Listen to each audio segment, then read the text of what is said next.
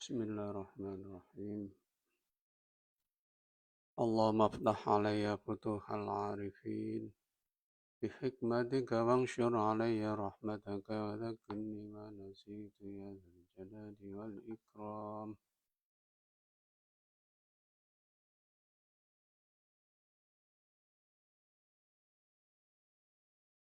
Bismillahirrahmanirrahim.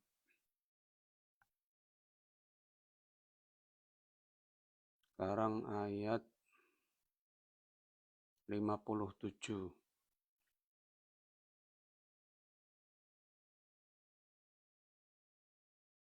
Bismillahirrahmanirrahim. وظللنا عليكم الغمام وأنزلنا عليكم المن والسلوى كلوا من طيبات ما رزقناكم وما ظلمونا ولكن كانوا أنفسهم يظلمون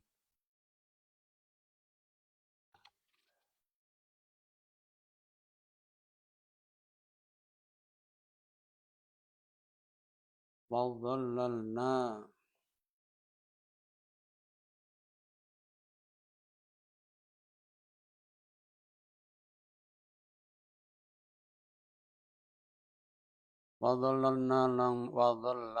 lan wis ngiyup-ngiyupi ingsun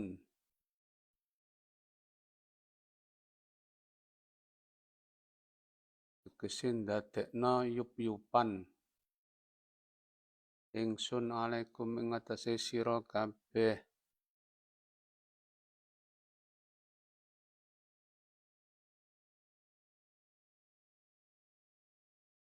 al-ghamama ing mendung ai satarnakum tegese wis nutupi ingsun ing sira kabeh bisahabi kelawan mendung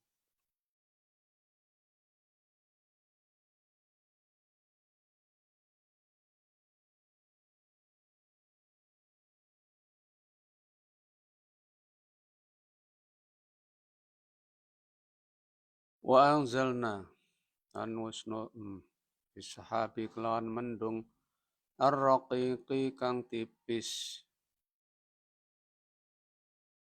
nutupi min harri syamsi saking panase srengenge fitihi ing dalem ora-ora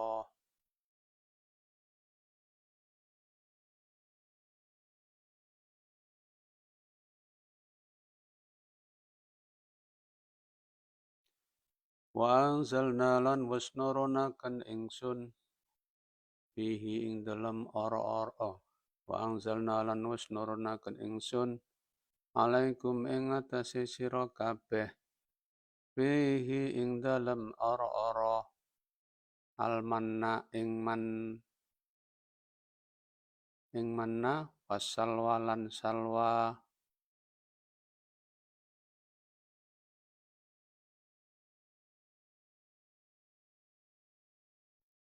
huma utawi manna lan salwa iku attaron jabinu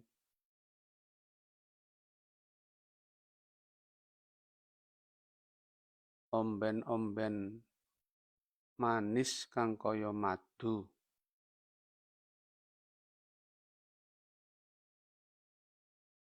attaron jabinu omben-omben manis kang kaya madu wattairu lan manuk asumana rupane manuk puyuh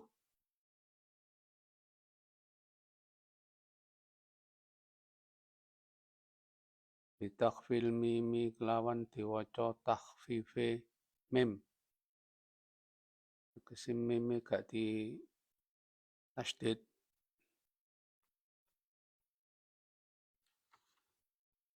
wal qasri lan diwaca qasr nah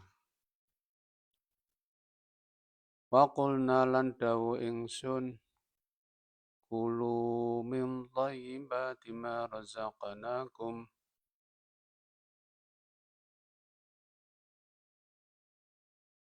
Kulu mangano sira kabeh min thayyibati ma saking enak-enake barang razaqnakum kang wis paring rezeki ingsun ing sira kabeh.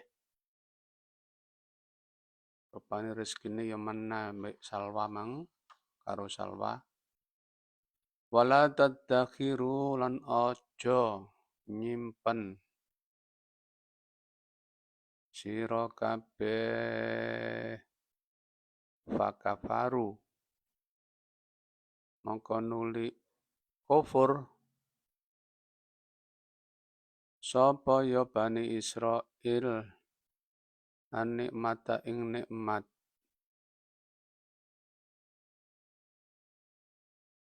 Wattakharu tegese nyimpen sapa ya Bani Israil faqti'a mongko dipegot diputus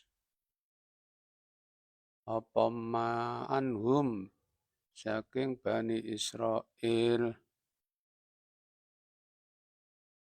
wa ma zalamuna lan ora ngani ngoyo sapa ya Bani Israil ing ingsun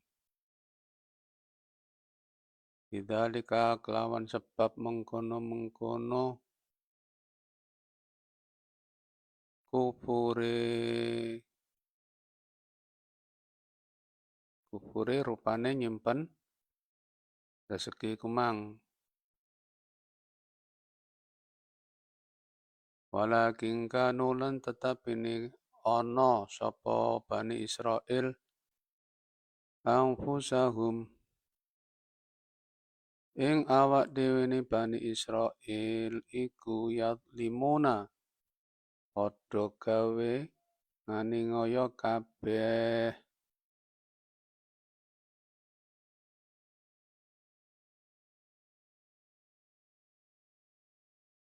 li anna wabalahu karena sak temene bahayae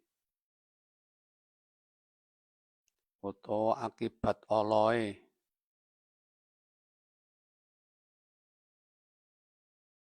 zulm ngani ngoyo iku alaihim tumiba ing atase Bani Israil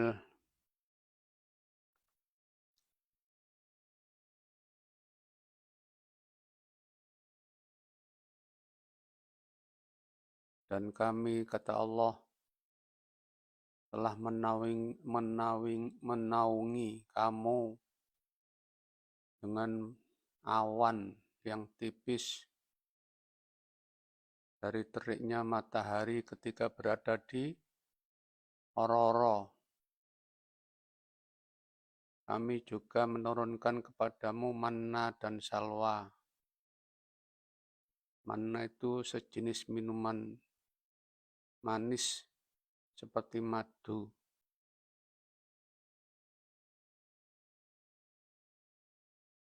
Salwa itu burung puyuh. Kemudian kami katakan, makanlah dari rezeki yang kami berikan, yang enak-enak itu. Tapi jangan kamu simpan. Tapi akhirnya mereka mengkufuri nikmat itu, yaitu dengan menyimpan rezeki tadi.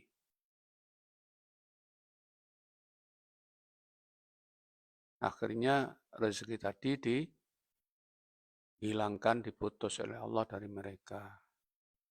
Dan mereka tidak berbuat zalim kepada kami atas kekufuran, yaitu dengan menyimpan rezeki tadi, tapi kezaliman itu kembali kepada diri mereka sendiri, karena akibat buruknya kembali kepada mereka sendiri. Ini termasuk nikmat Allah di antara yang 10 itu yang diberikan kepada Bani Israel yaitu nenek moyangnya Yahudi.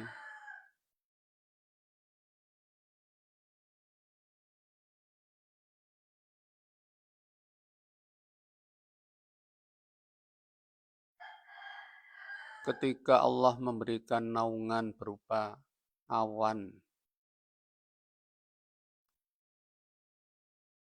dari sengatan matahari, pada waktu itu mereka berada di Ororo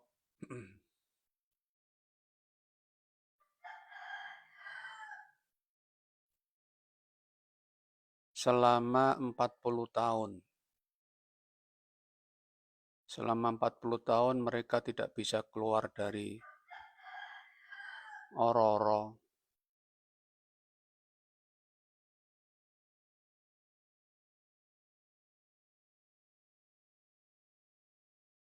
Dan sebabnya mereka berada di situ, itu merupakan hukuman dari Allah. Karena mereka diperintah untuk memerangi raja-raja yang diktator yang berada di Syam. Tapi mereka tidak mau, bahkan mereka mengatakan kepada Nabi Musa, idhab anta wa rabbuka faqatila. Pun panjenengan budal piyambak kali pangeran panjenengan aman perangi. Karena membangkangnya itu mereka akhirnya dihukum berada di Ororo selama 40 tahun, tidak bisa keluar, tidak tahu jalan keluar. Nah, Ororo itu berada di antara Syam dan Mesir. Luasnya kira-kira 9 farsakh.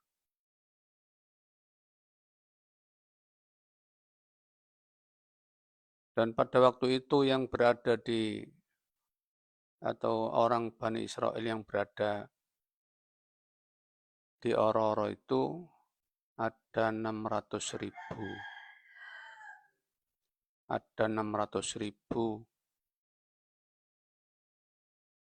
ketika berada di Ororo itu diberi nikmat dinaungi oleh Allah dari teriknya matahari. Jadi kemanapun mereka itu berjalan diikuti oleh matahari, diikuti oleh awan, sehingga mereka tidak panas.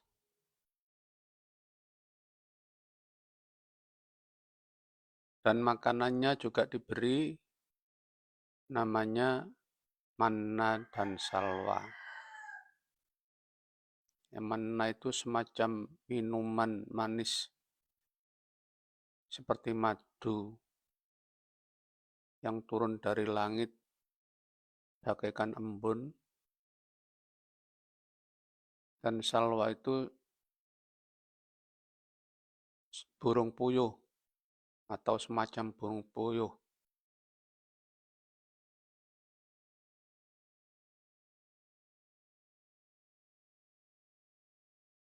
Dan Allah berfirman, jangan kamu simpan. Tapi mereka mengkufuri nikmat itu, mereka menyimpan.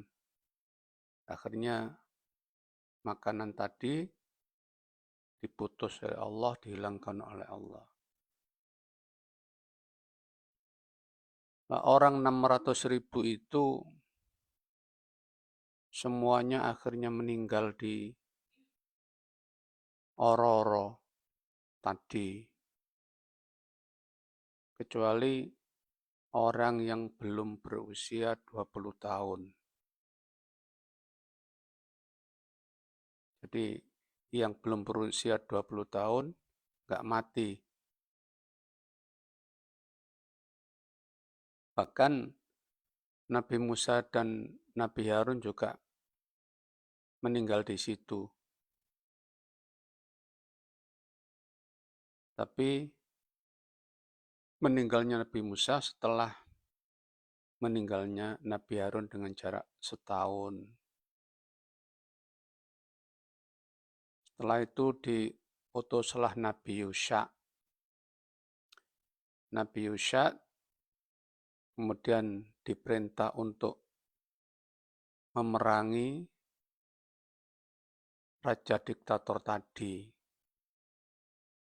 Akhirnya Nabi Yusha bersama dengan kaumnya yang tersisa dari Bani Israel tadi berhasil memerangi raja-raja diktator tadi.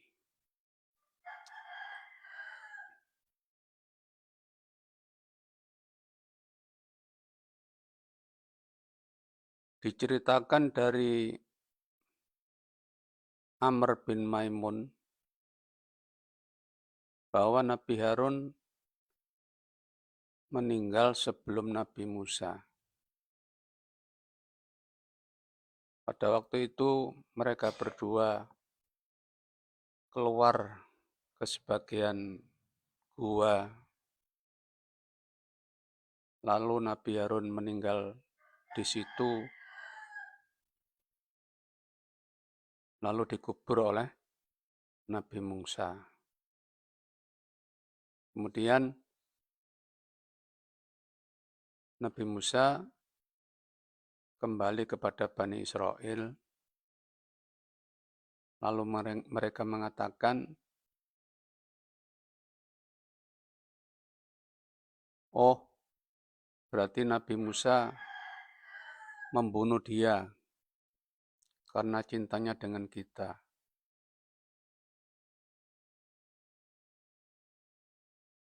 Karena cinta kita kepadanya.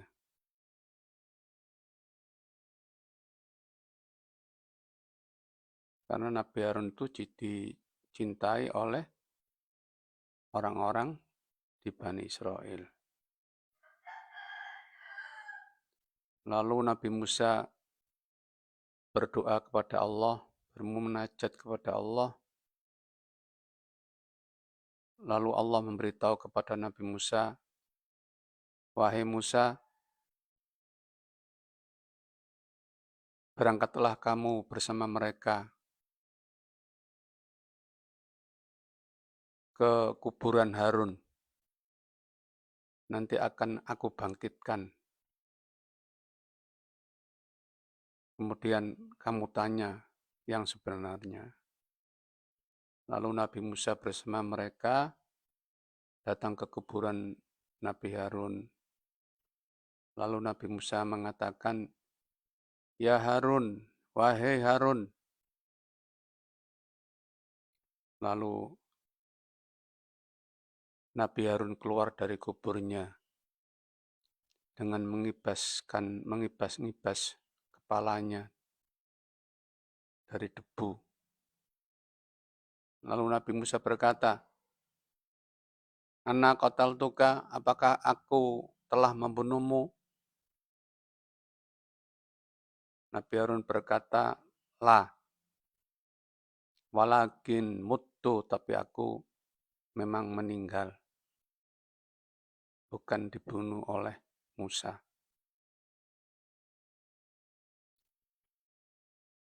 Lalu Nabi Musa berkata, fa'ud ila matja'ika. Kalau begitu kembalilah kepada kuburanmu. Lalu mereka bersama Nabi Musa kembali. Akhirnya percaya bahwa Nabi Harun memang meninggal bukan karena dibunuh oleh Nabi Musa. Setelah itu, Nabi Musa masih hidup selama setahun. Itu masih berada di Oro-Oro tadi.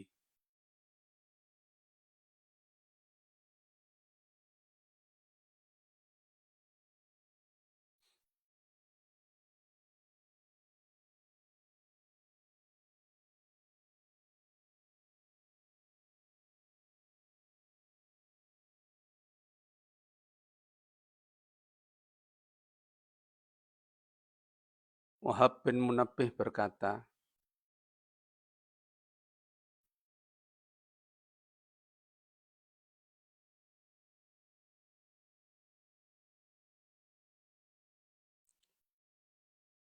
sekarang sejarahnya meninggalnya Nabi Musa.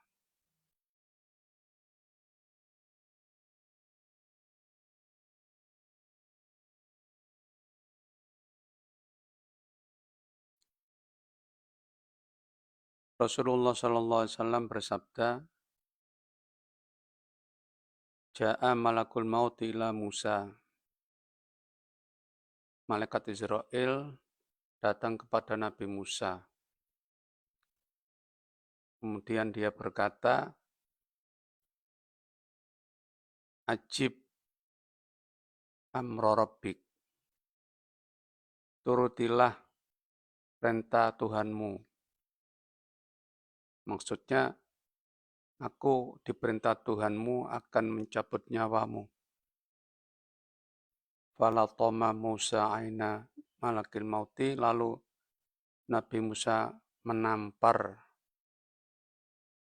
mata malaikat Israel tadi sehingga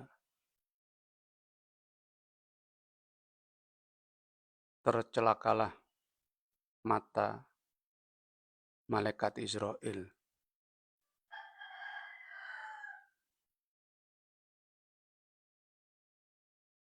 Bahasa Jawa ini sampai matanya itu akan keluar mendolo.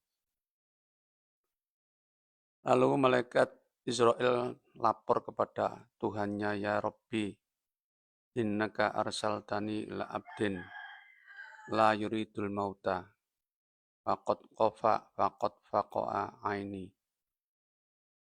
Wahai Tuhanku, Engkau telah mengutus kepada saya untuk menyabut nyawa seseorang tapi dia tidak mau meninggal dunia.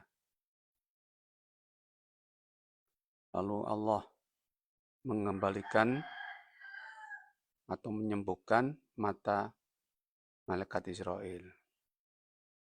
Ya, kalau begitu kembalilah kepadanya.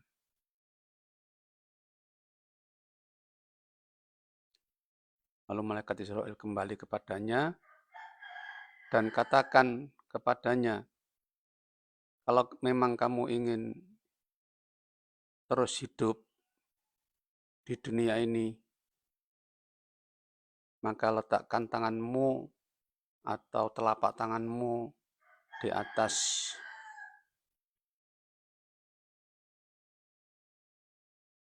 sapi jantan atau di punggung sapi jantan. Maka bulu-bulu yang kamu tutupi dengan telapak tanganmu itu, nah sebanyak itu umurmu. Sebanyak itu umurmu. Sebanyak itu tahun-tahun umurmu. Kemudian Nabi Musa meletakkan itu lalu berkata, summa madza. Lalu bagaimana? Lalu apa yang terjadi? Tsumma tamutu, kemudian kamu meninggal.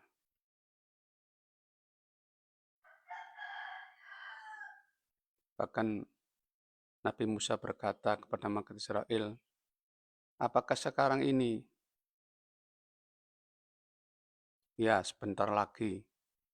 Lalu Nabi Musa meminta atau berdoa kepada Allah, dekatkan saya dari Baitul Maqdis, sekitar sejauhnya orang melempar batu.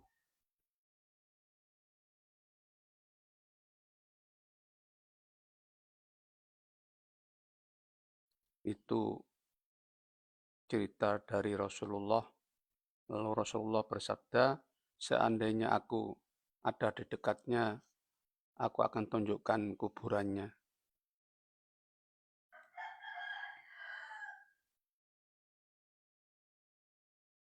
Diceritakan dari Wahab bin Munabbih.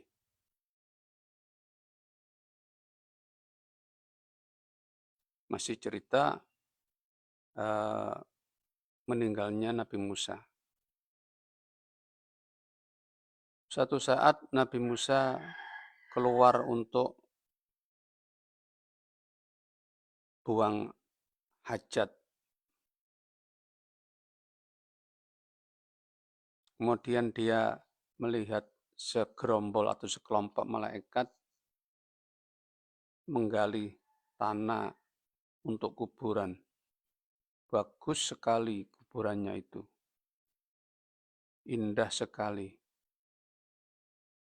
Lalu Nabi Musa berkata atau bertanya kepada malaikat, untuk siapa kuburan yang kamu gali ini?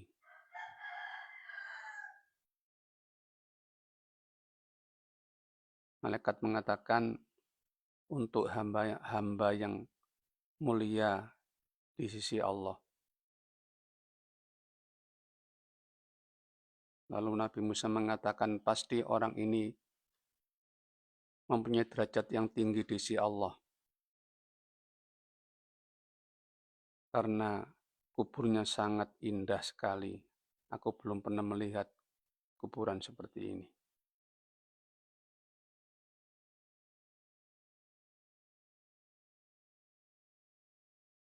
Lalu malaikat berkata, wahai kekasih Allah, apakah kamu ingin kuburan ini menjadi milikmu? Nabi Musa menjawab, iya, aku senang. Aku ingin kuburan ini menjadi kuburanku. Lalu malaikat berkata, kalau begitu turunlah ke kuburan ini dan tidurlah di situ. Dan menghadaplah kepada Tuhanmu, artinya meninggal. Lalu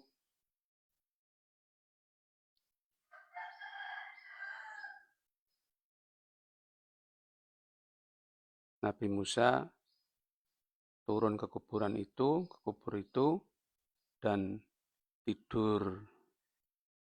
Dan akhirnya menghadap kepada Allah dengan keadaan yang enak.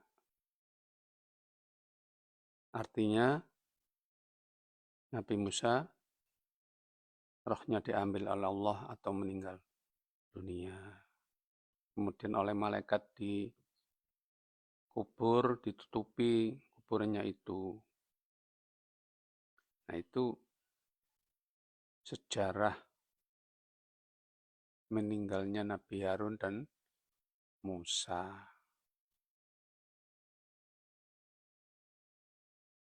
Kita teruskan, masih yang ada hubungannya dengan rezeki yang ada di oro-oro tadi.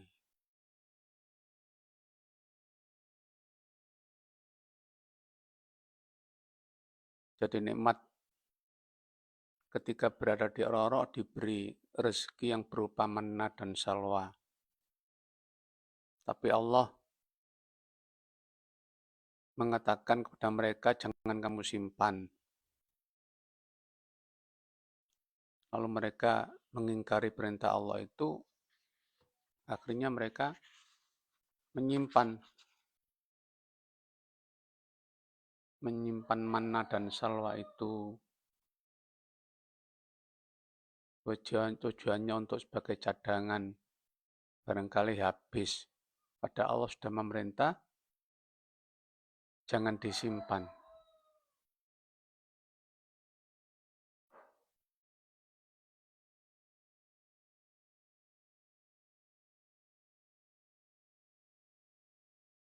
Akhirnya rezeki tadi diputus oleh Allah dari mereka. Itulah akibat dari kezaliman mereka dengan mengkufuri nikmat Allah tadi. bahayanya kembali kepada mereka sendiri, tidak kembali kepada Allah. Jadi mereka berbuat aniaya atau zalim itu kembalinya kepada diri mereka sendiri.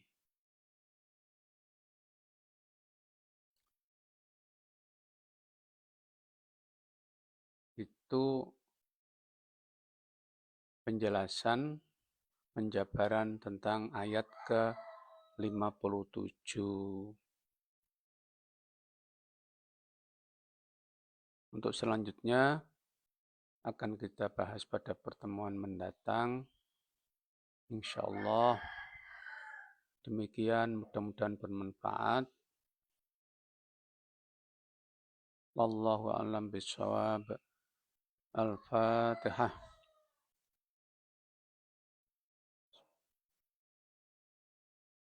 Ar-Rahman Ar-Rahim.